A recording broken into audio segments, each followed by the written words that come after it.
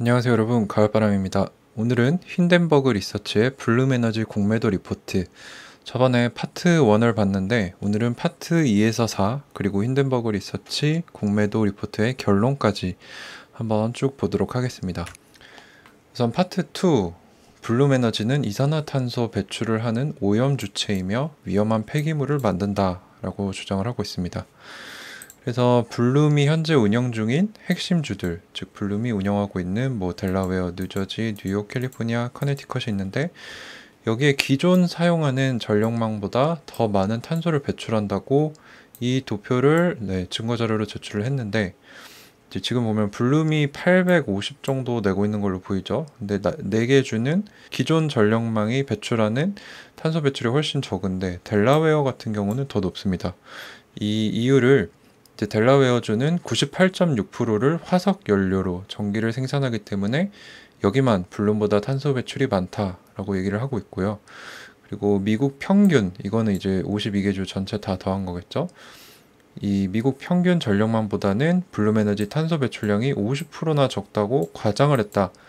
그래서 보니까 실제는 17% 정도밖에 안 된다고 해요. 그래서 블룸이 거짓말을 했고 과장을 했다. 탄소 배출 면에서 그랬다는 말입니다. 그리고 또 블룸의 비교 대상은 이제 블룸이 주장을 할 때 기존 전력망 얘기를 많이 하는데 미국의 기존 전력망은 이제 40년 이상 되었다고 해요. 그래서 노후화되었기 때문에 비교 대상으로 적절하지 않고 현대 천연가스 전력 발전소와 블룸이 비교를 해야 한다. 그래서 비교를 해봐서 이런 도표가 나왔다고 합니다. 근데 이제 이 빨간색 줄이 현대 가스파워 플랜트, 천연가스 발전소인데, 그리고 이게 블룸박스죠. 이제 블룸의 제품들 거의 비슷합니다. 이제 조금 더 낫다고 볼 수 있는데 블룸이, 이것도 이제 블룸의 연료전지는 시간이 갈수록 노후화되고 효율성이 감소하기 때문에 더 많은 탄소를 배출하게 되면서 결국에는 천연가스 발전소와 비슷한 급 또는 그것보다 더 많은 탄소를 배출할 수밖에 없다고 해요. 그래서 설치 후에 2년 만에 현대 천연가스 발전소와 비슷한 양의 탄소를 배출할 것이다. 이게 힌덴버그 리서치사의 주장입니다. 자, 그리고 또 무슨 얘기를 했냐. 블룸이 탄소 배출량을 기본 전력이 아닌 최대 전력, marginal과 비교를 했다고 합니다. 이 차이가 뭐냐면은 기본 전력은 이제 전력의 평균 수요를 채우는 전력을 얘기해요. 그래서 끄거나 키기가 어려워요. 좋은 예로는 이제 핵융합이 시작되어서 끄기 어려운 원전 발전소 같은 발전을 얘기를 하고, 이제 최대 전력이라는 거는 전력 수요가 극에 달해서 추가로 보충을 해야 되는, 키거나 끌 수 있는 전력을 의미하는데, 예를 들어서 뭐 추운 겨울에 많은 사람들이 전기를 사용할 때, 이럴 때 사용하는 전력을 말한다고 해요. 근데 최대 전력은 일반적으로 키고 끄는 게 발생을 하기 때문에 비효율성이 있고 이걸로 인해 오염을 더 많이 발생시킨다고 합니다.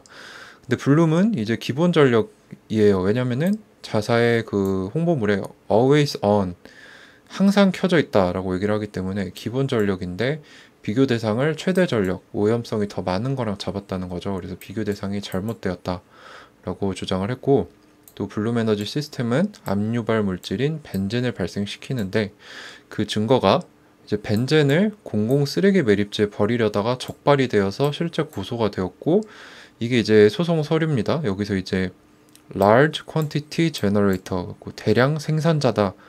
그리고 그 대상이 뭐냐? 위험한 폐기물이다. 위험한 폐기물의 대량 생산자다 라고 스스로 인정을 했습니다. 그리고 어떤 제품들이 있냐 해서 뭐 D018, D007, 81 뭐 이런 게 있는데, 이게 의미하는 게 이제 위험한 산업 폐기물들이라고 해요. 그래서 블룸도 이걸 알고 있는 사실이다 라고 힌덴버그가 주장을 하고 있습니다. 그리고 블룸이 이제 11억 불이 넘는 보조금을 이제 자사가 그린하고 클린하고 재생 가능하다라는 명목이죠. 받아서 소비를 했는데, 이제 차후에 캘리포니아, 뉴저지주는 블룸이 그렇지 않다는 것을 알고 있고 삭감을 했다. 실제로 삭감을 했습니다. 그리고 블룸의 고객사들은 정확하지 않은 자료에 기반하여 블룸이 마치 친환경 기업인 것처럼 홍보를 해주었다.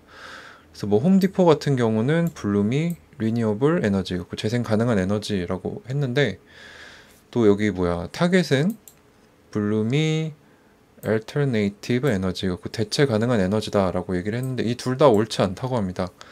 왜냐면 천연가스를 주 원료로 쓰는데 천연가스는 이러한 친환경적인 에너지가 아니라는 거죠. 유일하게 이제 이 시점에 블룸이 쓸 수 있는 그런 친환경적인 대체 에너지 소스는 이제 바이오 가스였는데 블룸은 이 바이오 가스가 너무 비싸고 양이 부족해서 충분히 확보하지 못했다고 스스로 인정을 했었다고 합니다. 그래서 고객사가 잘못된 정보로 자기들도 마치 친환경 에너지를 쓰는 이런 ESG 경영을 하는 기업인 것처럼 하고 싶어서 블룸을 잘못 선전해 주었다라고 얘기를 했습니다. 그리고 이제 파트 3입니다.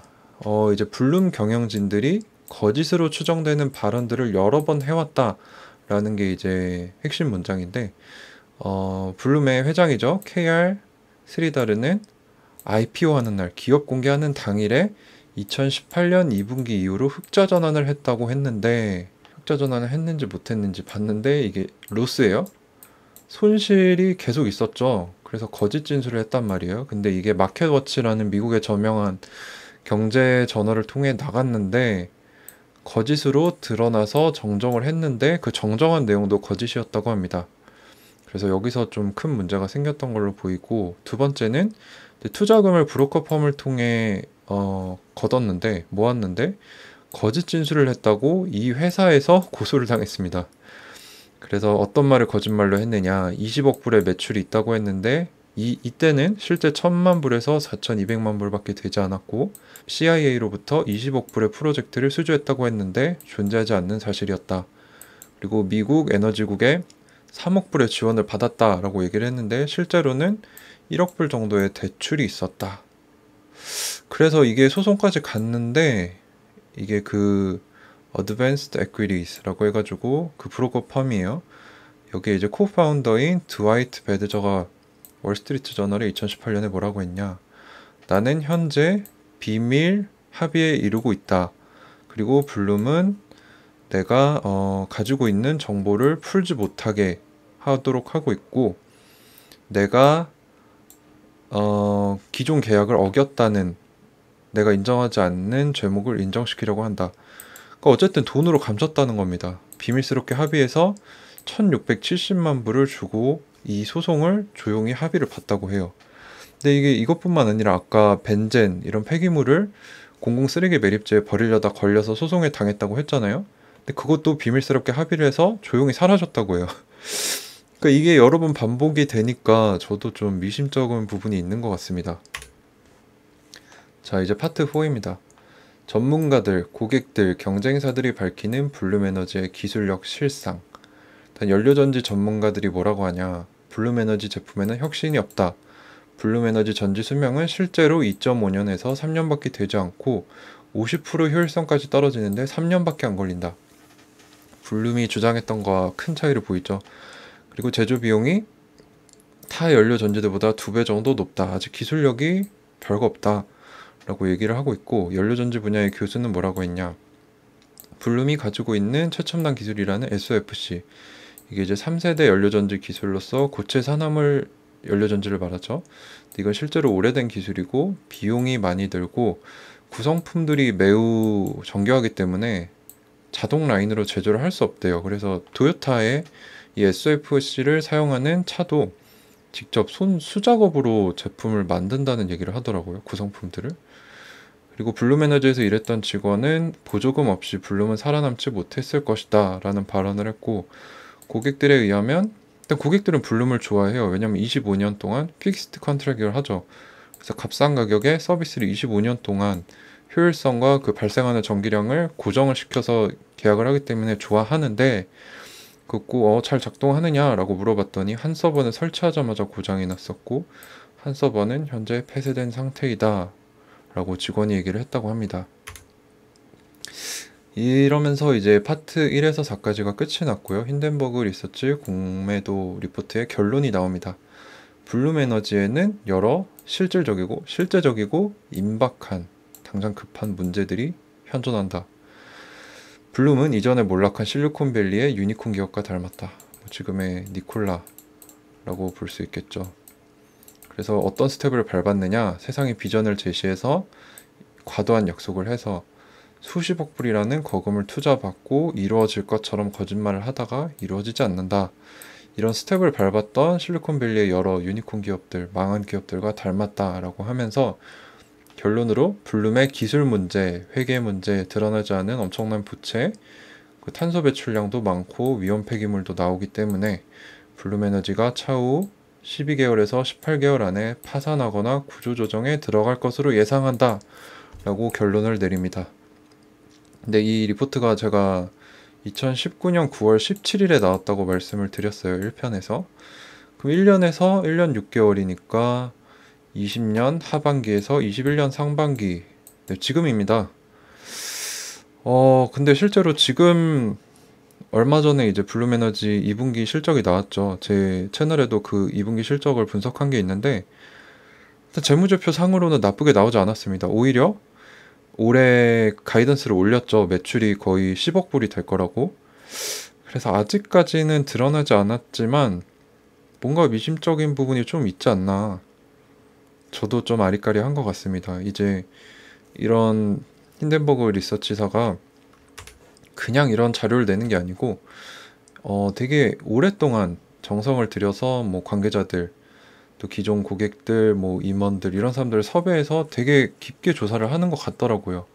그래서 실제로 많이 맞아 떨어지는데 일단은 타겟이 됐다는 것 자체가 조금 노이즈가 발생했기 때문에 조금 주의할 필요는 있는 것 같습니다. 좀 더 지켜봐야겠지만 그래서 블룸에너지를 저격한 힌덴버그 리서치사의 공매도 리포트 파트 2에서 4와 결론까지 봤는데요. 이제 블룸에너지가 어떤 반박 자료를 내놨는지 이게 17일에 나왔는데 바로 다음날 18일에 급박하게 블룸에너지가 반박 자료를 냈습니다.